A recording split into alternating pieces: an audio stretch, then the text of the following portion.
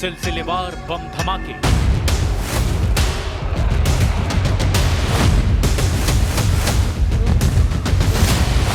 मिसाइलों की बौछार, बारूदी आग और काला धुआं।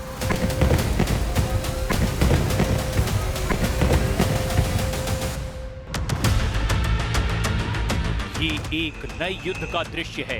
इजराइल ने आर पार का युद्ध शुरू किया है। हमास हिजबुल्लाह के बाद नंबर हूथी लड़ाकों का आ गया है। ये सना है, यमन की राजधानी, हूथी लड़ाकों का गढ़। इजराइल ने सना को बारूदी शमशान बना दिया। जंगी जेट से बम और मिसाइलों की बौछार से हूथी फाइटर्स की धज्जियां उड़ा दी गई। इजराइल ने हूथी पर अब तक के सबसे भयानक और विध्वंसक हवाई हमले को अंजाम दिया है। 2 ड्रोन बम का बदला 2000 धमाके।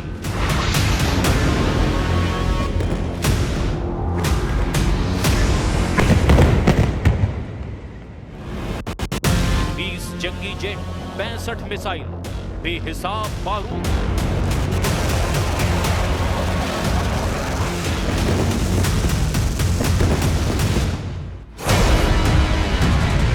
इजराइल का हूथी पर सबसे भयानक हमला।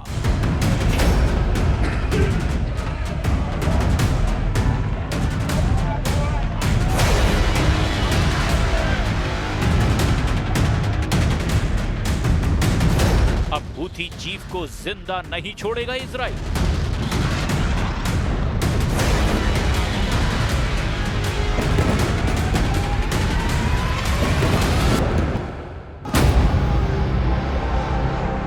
इजराइल के सबसे बड़े दुश्मन हूथी लड़ाके बन गए हैं।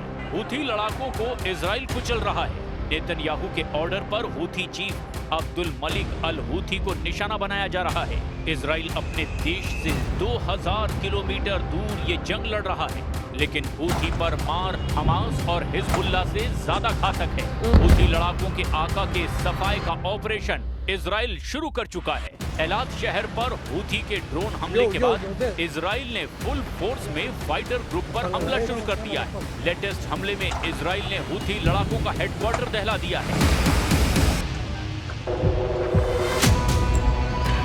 इजराइल डिफेंस फोर्स के जंगी जेटों ने यमन की राजधानी सना में हूथी के 7 मिलिट्री बेस पर बमबारी की है। आईडीएफ ने बताया कि जिन 7 ठिकानों पर हमले किए गए उनमें 5 हूथी के सैन्य मुख्यालय हैं। इन अड्डों पर हूथी लड़ाकों की अच्छी खासी मौजूदगी थी। साथ ही साथ यहाँ 2 हथियार डिपो भी इजराइल ने जलाकर राख कर दिए। הנחתנו כעת מכה עוצמתית על מטרות טרור רבות של ארגון הטרור החותי בצנעא במסגרת מבצע חבילה עוברת. מטוסי חיל האוויר תקפו מספר מחנות צבאיים, בין היתר מחנה של המטכ"ל החותי, חיסלו עשרות רבות של פעילי טרור חותים והשמידו מאגרי כטב"מים ואמל"ח. כמו שהבטחתי אתמול, מי שפוגע בנו इजराइल के हमले में हूथी लड़ाकों को जान माल का भारी नुकसान हुआ है। हूथी ने दावा किया कि इजराइल के हमले में 8 की मौत हुई है। हूथी लड़ाकों के अल मसीरा टीवी ने इजराइल के हमले के बाद ये वीडियो जारी किए हैं, जिनमें सना की बहुमंजिला इमारतें खंडहर में तब्दील हो चुकी हैं। अल रक्कास इलाके में इजराइल के हमले से भारी तबाही हुई है। استهدفوا حي مدني، حي معروف عند الناس كلهم، حي الرقاص.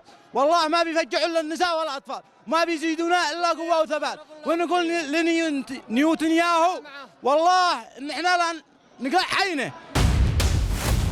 हमास इजराइल युद्ध शुरू होने के बाद से हूथी लड़ाके इजराइल पर हमले करते रहे हैं। ईरान समर्थित हूथी फाइटर्स ने जनवरी 2025 में युद्ध विराम की बातचीत शुरू की और इसके बाद हमले रोक दिए थे, लेकिन मार्च के महीने से हूथी लड़ाकों ने फिर से इजराइल को दहलाना शुरू किया, तो अब रुकने का नाम नहीं ले रहे हैं।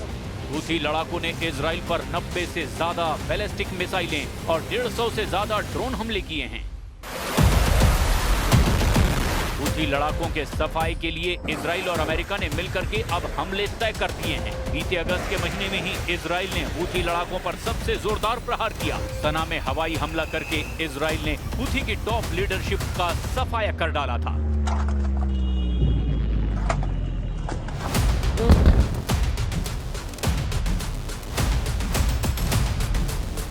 इजराइल की सटीक एयर स्ट्राइक में हूथी प्रधानमंत्री गालिब अल रहावी और रक्षा मंत्री मोहम्मद नासिर अल अतीफी के साथ कई बड़े कमांडर ढेर हो गए थे।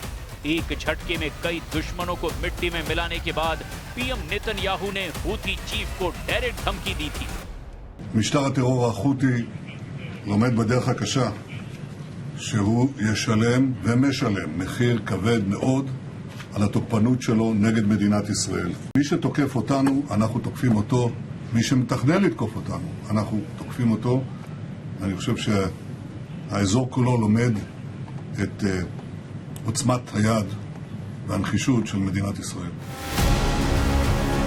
नेतन्याहू की तमाम धमकियों और हमलों के बाद भी हूथी लड़ाके बाज नहीं आ रहे, जबकि यमन के राष्ट्रपति नेतृत्व परिषद के प्रमुख रशद अल अलीमी अपने देश को बचाने के लिए अब इंटरनेशनल गठबंधन सेना की मांग कर रहे हैं। إلى تشكيل تحالف دولي فعال من أجل استعادة أمن واستقرار اليمن، تحالف يعيد بناء المؤسسات للدولة الوطنية ويحرر البلاد من قبض الميليشيات والجماعات الإرهابية بكافة أشكالها. हूथी लड़ाके ना इजराइल से डरते हैं ना अमेरिका से। ज्यादा दिन नहीं बीते हैं जब अमेरिका ने हूथी लड़ाकों पर B-2 बॉम्बर से हमला किया था। सुपर पावर ने हूथी लड़ाकों को कुचलने के लिए अपने जंगी बेड़े को युद्ध में उतारा था। अमेरिका ने फाइटर जेट ही नहीं, बड़े बड़े डिस्ट्रॉयर और मिसाइल क्रूजर से भी यमन पर हमला किया। लड़ाकू विमानों के साथ साथ अमेरिका ने अपना तिकोन देरागा क्लास के मिसाइल क्रूजर भी एक्टिव किए। लगातार कई क्रूज मिसाइल लॉन्च भी किए गए। ऐसे ही अमेरिका ने हिंद महासागर से जहाज की गुप्त लोकेशन से यमन पर लगातार कई हमले किए। अमेरिका ने दावा किया कि उसने हूथी पर पिन पॉइंट अटैक किए। अमेरिका ने हूथी लड़ाकों के खिलाफ हमला लाल सागर में कारोबारी जहाजों की रक्षा के लिए किया था। नवंबर 2023 से हूथी विद्रोहियों ने लाल सागर और अदन की खाड़ी में दर्जनों मालवाहक जहाजों को टारगेट किया। ऐसे हमलों में उसने मिसाइलों, ड्रोन और छोटी नावों का इस्तेमाल किया, जिसके जवाब में ट्रंप ने ऐलान किया था ना हूथी बचेंगे ना ही उनका एंटी शिप युद्ध।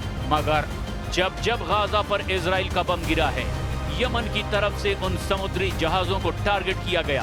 एक तरफ Netanyahu made in America bunker buster बमों से गाजा को दहला रहे हैं, तो वहीं दूसरी तरफ हूथी के रॉकेटमैन लाल सागर से होकर गुजर रहे अमेरिका, यूरोप और इजरायली जहाजों को टारगेट कर रहे थे। ऐसा 2023 में गाजा और इजराइल के युद्ध के बाद से लगातार होता आ रहा था। سنعطي مهلة 4 أيام. هذه المهلة للوسطاء فيما يبذلونه من جهود. إذا استمر العدو الإسرائيلي بعد 4 أيام في منع دخول المساعدات إلى قطاع غزة.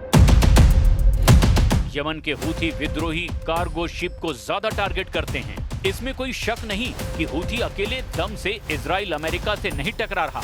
हूथी का अघोषित आका ईरान है। ईरान के पास मिसाइलों की तादाद बहुत ज्यादा है, हजारों में है, और कहा जाता है कि इससे भी ज्यादा उसके ड्रोन खतरनाक हैं, जिनके सही आंकड़े सिर्फ और सिर्फ ईरान के कमांडर जानते हैं। लेकिन ईरान के रॉकेट और ड्रोन हूथी जमकर इस्तेमाल करते हैं। ईरान के समर्थन से ही हूथी फाइटर्स महाशक्तियों को चैलेंज देते हैं। वैसे लड़ाका ग्रुप ने अपनी ताकत में भी जबरदस्त इजाफा किया है, जिनकी कोई काट इजराइल को तलाशने से नहीं मिल रही है। उधर प्रेसिडेंट ट्रंप ने नेतन्याहू से मीटिंग से पहले ही उन्हें जोरदार झटका दिया। ट्रंप ने साफ कर दिया कि वो इजराइल को वेस्ट बैंक पर कब्जे की इजाजत नहीं देने वाले हैं। I will not allow Israel to annex the West Bank. No, I will not allow it. It's not going to happen. Did you speak with Netanyahu about this directly? Yeah, but I'm not going to allow it. Whether I spoke to him or not, I did. But I'm not allowing Israel to annex the West Bank. There's been enough. It's time. هیچ کمکی به منافع ملی ما نمیکنه. هیچ سودی برای ما نداره. هیچ ضرری را هم از ما دفع نخواهد.